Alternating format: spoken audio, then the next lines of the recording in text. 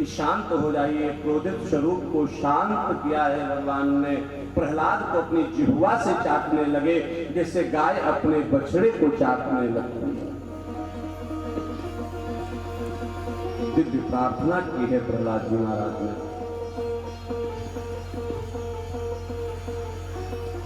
आदरणीय सुखदेव जी महाराज कहते हैं,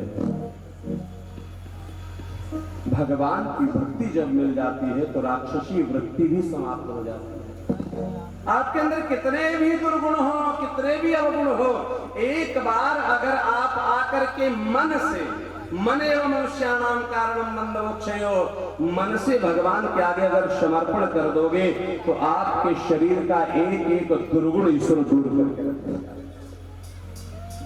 इस संसार में कितनी भी व्याधियां हो, लेकिन उन व्याधियों से ईश्वर आपको बचा करके रखेगा। आदरणीय सुखदेव जी महाराज कहते हैं, राजन परीक्षित, ये प्रहलाद कोई एक नहीं है जिनके पिता ने उसको परेशान किया हो। बोले फिर? बोले एक और बालक है जिस पर भगवान ने कृपा की है, आप सब जानते हैं। वो बालक कौन है? बोले वो है ध्रुव महाराज। वामन स्वरूप में ही आप ध्रुव जी का भी दर्शन कर सकते हैं। वही वय है, 5 वर्ष का वह बालक आज बैठा हुआ है महाराज अपने पिता की गोद में। जैसे ही अपने पिता की गोद में बैठा, उसी समय एक उसकी विमाता है, श्रीमान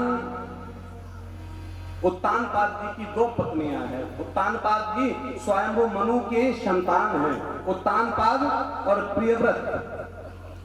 प्रियव्रत उत्तानपादो शतरूपा पते सुतम् वासुदेवस्य कलया रक्षाया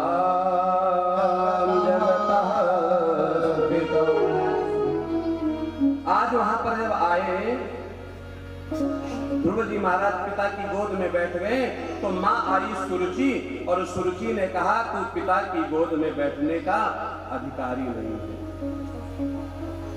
एकदा सुरुचे पुत्रं मकमारोप्य लालयन् उत्तमं नानुरक्षन्तं ध्रुवं राजाभिनन्दतः। इतनी सी बात में ईर्ष्या हो गई। किस बात में? कि वहीं पर उत्तम खड़ा हुआ था और महाराज उत्तानपाद ने ध्रुव को अपनी गोद में ले लिया, हाथ से पकड़ करके झटक दिया पृथ्वी पर। सुन, तो पिता की गोद में बैठने का अधिकारी नहीं है। ध्रुव जी ने जैसे प्रश्न किया हो, मां आखिर क्यों नहीं? क्या मैं इनकी संतान नहीं हूं? तो क्या कह रही है? बालो शिवदनात्मानं मन्य स्त्री गर्भसंभृतं।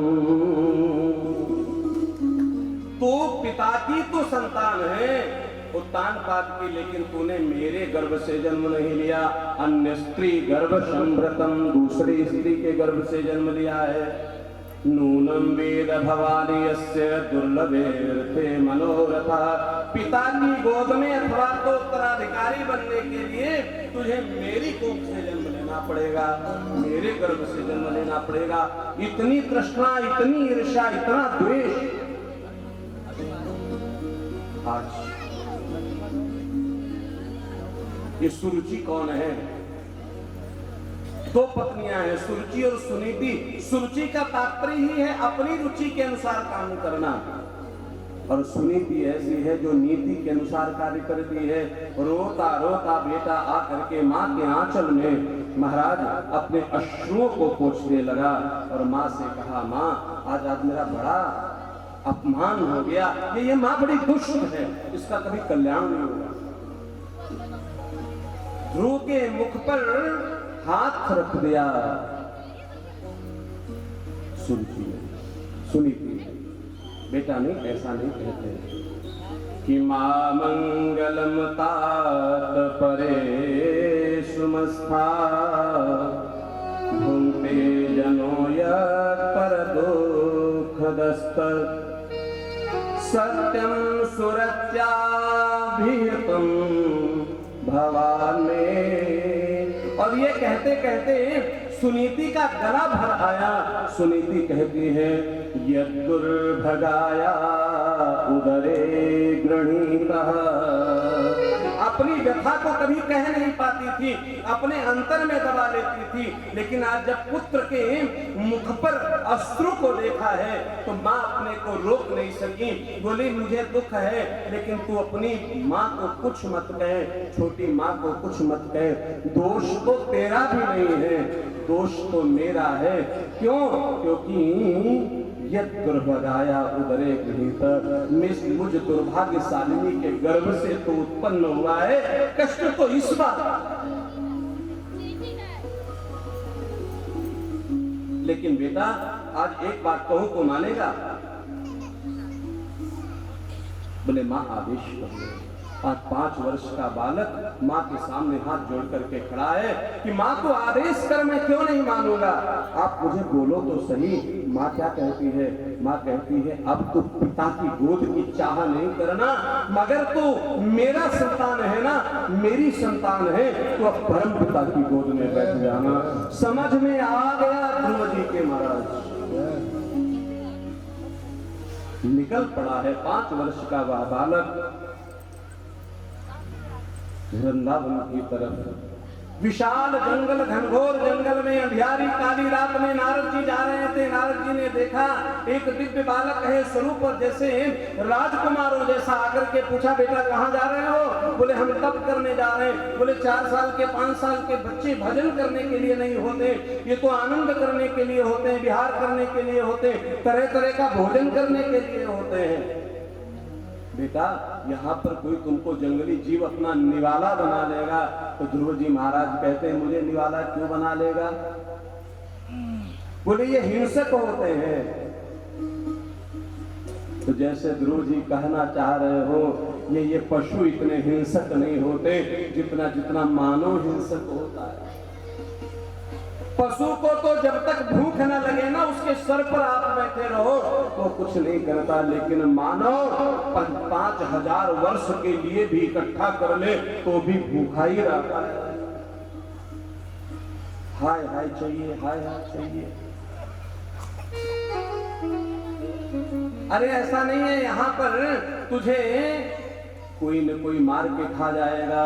बोले मेरी माँ कहती है सब में भगवान का दर्शन करो, हर देश में तू, हर वेश में तू, तेरे रूप अनेक तेरी गई है। ईश्वर सांप में भी है, वृक्षी में भी है, हर जगह ईश्वर विद्यमान है महाराज। एक कमी थी, क्या कमी? ध्रुव जी का कोई गुरु नहीं था। और आज नारद जी जब मिल गए तो पुष्ट हो गया कि इनको भगवंत जरूर मिलेंगे।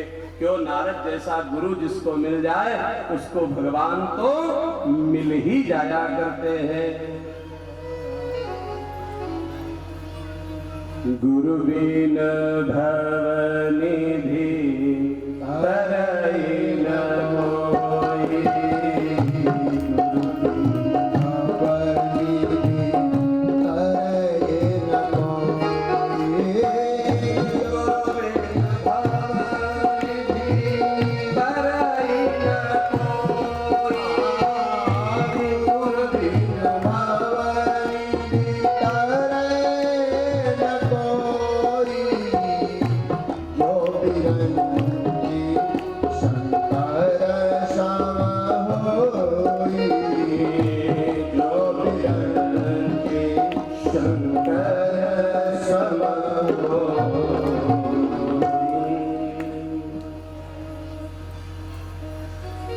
बड़ा प्रसन्नता का विषय है। राजेंद्र का प्यार रजू भैया हमारे। विशेष बात की मेरे जीवन की जो पहली कथा थी उसके आयोजक आप है।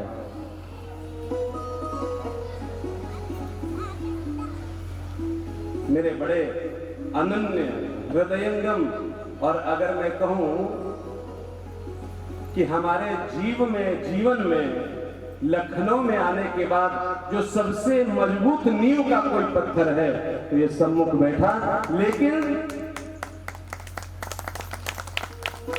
हमेशा दासता का भाव रहे।